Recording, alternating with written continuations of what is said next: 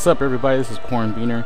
Today is the end of my Diablo series. This is part 5 of 5, and as I was saying all along, for the last playthrough that I decided to play through was the Barbarian. And as I said it before too, the warrior / barbarian classes are always my favorite when it comes to this. For the little bit that I played WoW, you know, I played as a dwarf warrior, and anytime there's a game similar to this where it's an adventure, you have classes, I always have to be the barbarian, you know, or the warrior. You know, they're just so badass, so full of strength, just, you know, they're just badass. And this game, or this beta, did nothing to change that ideal from my mind. When this game releases, which will hopefully happen this year, you know, please Blizzard, release it.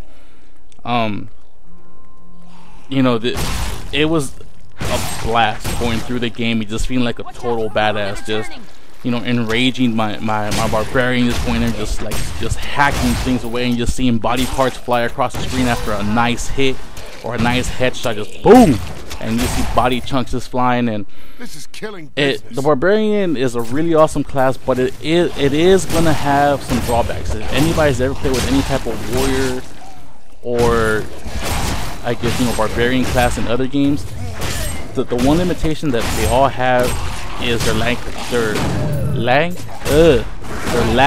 of range, and this game does nothing to change that. The barbarian, at most, for its high damage output attacks, has a body length of maybe two body lengths for the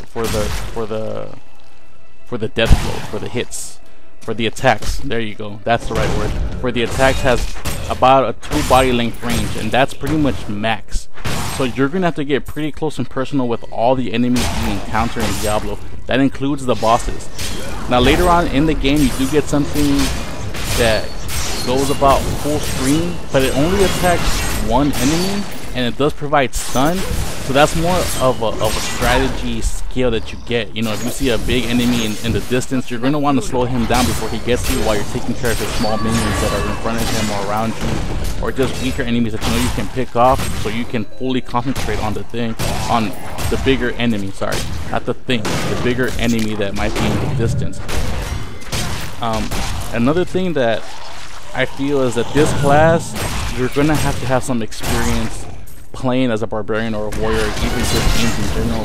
Since, you know, he lacks range, you're gonna have to find ways to kind of split the groups of enemies when you get to huge groups, because it's very easy for the warrior to get surrounded and not really have a way out.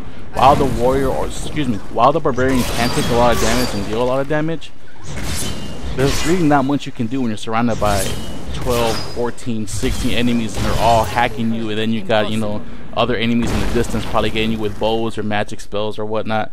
So, you know, you're gonna have to, you know, be real careful about how you choose to attack the enemies, because I found myself taking a lot of damage in some scenarios where I was close to death, and if it wasn't for the barbarian's high defense, I probably would have died. So, you know, you're gonna have to make this balance, and it's probably better for people who have experience with this type of class or this type of gameplay to play. But honestly, to me, if you just want an overall fun experience of just being like a badass throughout the whole game, this is gonna be the class that you're gonna want. Yeah, so I'm gonna leave that part of the game like that. What I will say is the game is gonna be done when it's done.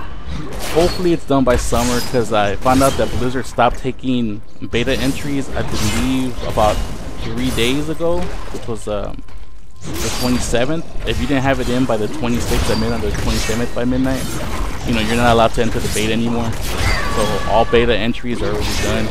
So that's kind of encouraging. That means, you know, they're wrapping down. They pretty much made maybe some final changes to the beta, which they actually have, because they actually updated the beta around the time they stopped taking beta entries, and now they're just trying to tweak the game beta to where they're gonna, and then, you know, probably cut off the beta pretty soon, and then polish whatever they have from that point on, which is awesome, very encouraging. Hoping summer, please, Blizzard, you know, summer will be freaking amazing.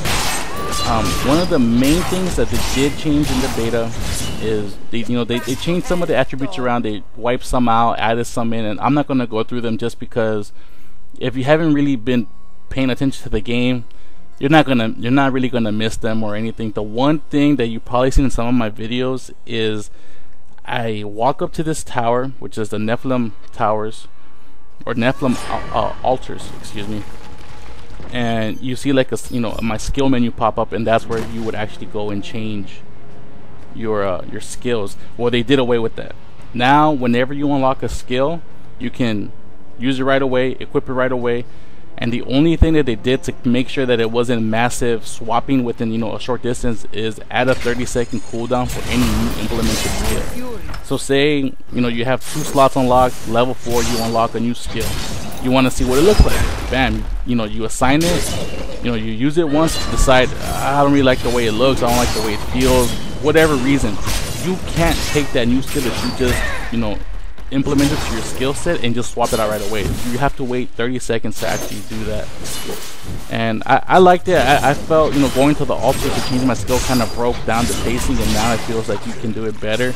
And I rather wait 30-second cooldown to actually change it back or change it forward than to actually go back to town and then walk back and just go through all that stuff again. So that's one of the good news. The other ones, really, if you're not playing the beta, it doesn't really matter to you. I'm playing the beta, it doesn't really matter to me, so I don't want to bore you guys with that, since I'm pretty sure you guys are bored enough. But thank you guys for sticking in there with me. I'm done with this series. I'm not gonna play the beta anymore, even after the new beta patch.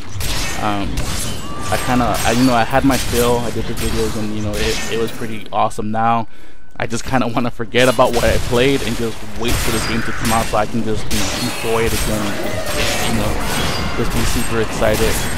And yeah, guys, thank you guys again for tuning in, commenting, liking, whatever you guys did. Any questions, thank you guys so much. Going forward, I want to do more games. It's just things are in the process of getting built up, and but I'll be there eventually. So thank you guys again for everything, and I'll see you guys next time. All right, bye guys. Peace.